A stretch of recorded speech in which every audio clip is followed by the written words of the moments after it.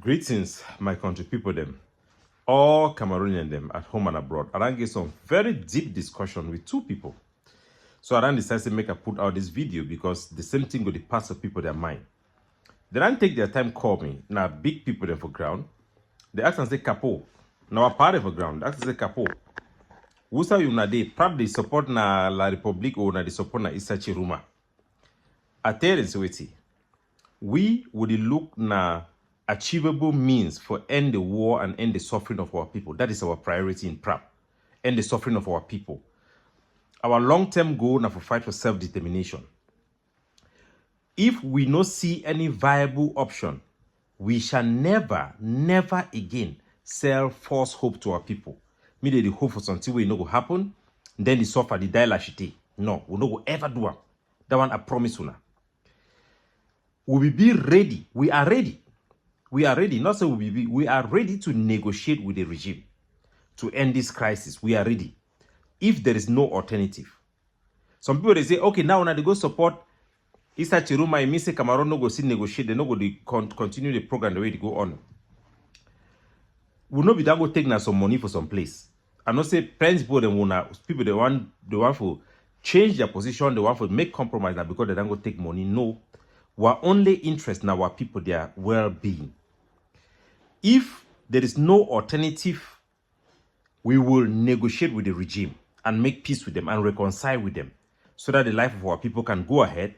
Our first priority is that our refugees can return back home. Over 70,000 of our refugees are in Nigeria. IDP, you have 250,000 IDP in Nigeria. Our diaspora who cannot go home. Our people in Douala Yaoundé who cannot also go back to the villages to perform traditional rites. Those are our priorities, and our prisoners are fit in the line who needs their freedom. When we talk about political prisoners, not all of them. Those who accept the reality that we are pushing for. So, we don't see a viable option in Issa Chiruma. To be honest with you, as we are always honest with you people, we have not seen the type of international attention on his protest, which might be indicative of the fact that the international community don't see it going through. But we have seen indication in Issa Chiruma, some cracks in the Cameroon military that we know of, that Issa Chiruma can and will probably benefit from. We know it. We are observing it. That's why we think he has a viable plan B. The option of Issa Chiruma generating and asking people to use the people's power to exert the choice of Cameroonian for their president is also viable. So there are these two combination of things that we have observed, and we decide that this is something that we can follow. We have studied Issa Chiruma. He's the most intelligent. He is the Mandela. This guy is the Mandela of Cameroon. He's there. The intelligence is there. He's doing his hard work. We have seen places that he has contacted. We know of contacts he has made. He's doing the right thing, and we believe he's somebody who is going to take it through. He's committed. He's dedicated to put his foot right to the end. So if I can tell you people that you can support Issa Chiruma, support him. I'm appealing to all Amber boys, all of them. Support Issa Chiruma. Ask our community to observe this ghost town and listen to his leadership.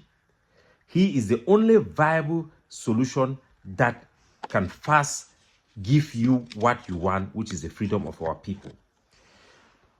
For those who want to still support Paul Biya, who are really supporting him, because he has supporters. Imagine this. Emmanuel Macron, who is the president of France, before Emmanuel Macron was born, because Emmanuel Macron was born in 1977, Paul Biya was President Paul Biya was in power before Emmanuel Macron was born. Well, that means Emmanuel Macron was born, he grew to school, grew up, went to study, enter politics when Paul Biya was in president, and then he became president of France. Paul Biya is still president. He's there now with him as president. Number two, the president of New Zealand, Jacinda Ardern, she was born in 1980. Before she was born, Paul Biya was already in power. Today, she's the president, and Paul Biya is still in power. Number 2, in Africa, you have Abiy Ahmed. Abiy Ahmed, the president of the prime minister of Ethiopia. He was born in 1976. Before he was even born, Paul Biya was already in power.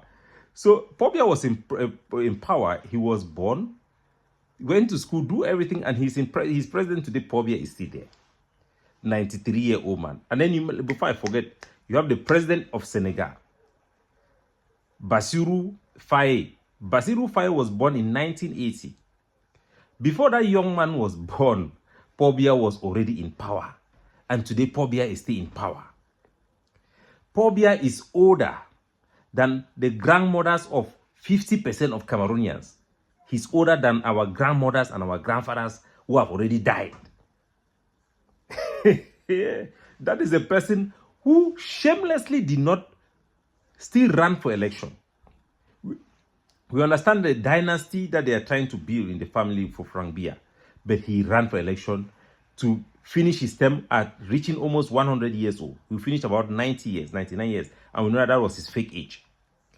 So come to see it, Issa Chiruma was once in that group. He has come out to say that Paul Biya is indefensible. 93-year-old man cheating election. They have cheated in so broad light that nobody can doubt it.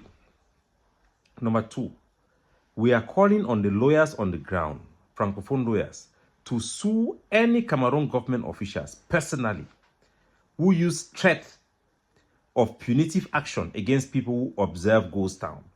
Ghost Town is covered by Cameroon Constitution. It's a constitutional act of expression of political will. If any government official threatens punitive action, they should sue them. They should gather their name and sue them.